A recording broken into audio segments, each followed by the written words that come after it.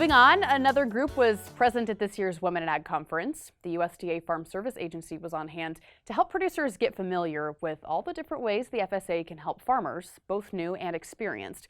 We sat down with FSA Outreach Coordinator Bobbie Kriz-Wickham to learn more.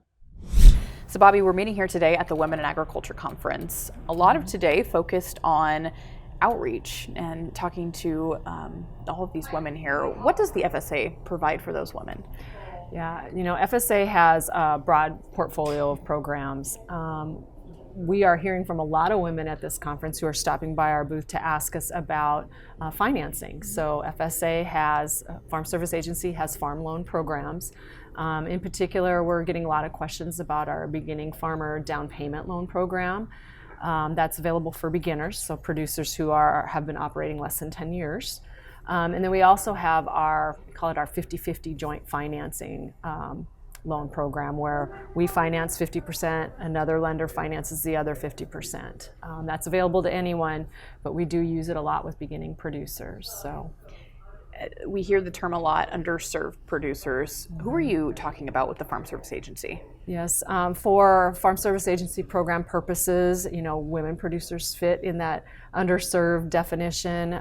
Beginners fall under that underserved definition, and then, minorities, African Americans, and the Native Americans also fit in that underserved category. Okay. You think about the conversations you've had with the people attending this conference. What do you hope they take away? So I hope the takeaway for them is, there's opportunity for me at my Farm Service Agency. Maybe they're struggling with getting some lending commercially. And so FSA is known as the first lender of opportunity for those folks, right? We maybe can make a loan that a commercial lender can't.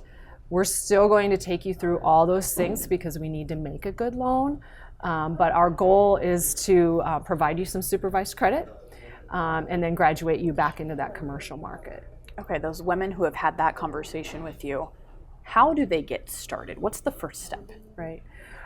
So the first thing is just think about what you want to do, right? What is your plan? What do you want to raise? How much are you going to raise? Where are you going to market it? What do you hope to get for a price? So kind of have a general idea of those things, and then come in and make an appointment and talk to your farm loan staff at your local office about how to get there, right? And what we can do for you as an operator to help finance that dream. What are some challenges they're facing right now? Well, I think, we're talking a lot about potential market impacts this year, price, on a lot of things. It could be a little bit different than what we've seen. So that might affect, that bottom line, and therefore what you're looking at when you're figuring out all the pieces to that credit picture. So that is something definitely to take into consideration and have a conversation about. Yeah. For Farm Service Agency, or really I would assume any lender, paying attention to those numbers, close attention to those numbers, and then talking to FSA or whoever your lender is as soon as possible if you think you might be going to have trouble is really important.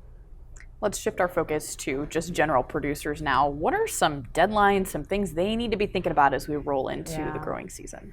So our Farm Service Agency offices are busy across the state with ag risk coverage, price loss coverage program, election and enrollment. ARC PLC is the main commodity crop safety net that we have through the Farm Bill, and that election and enrollment period is going on right now and ends March 15th.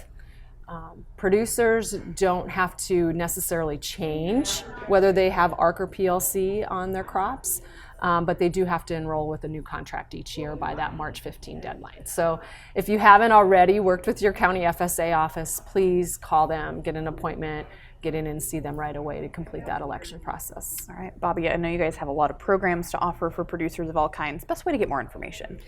Right. First of all, visit your county FSA office. I wouldn't be a good outreach coordinator if I didn't mention the fact that all of your county offices, as well as the state FSA office, do an electronic newsletter each month.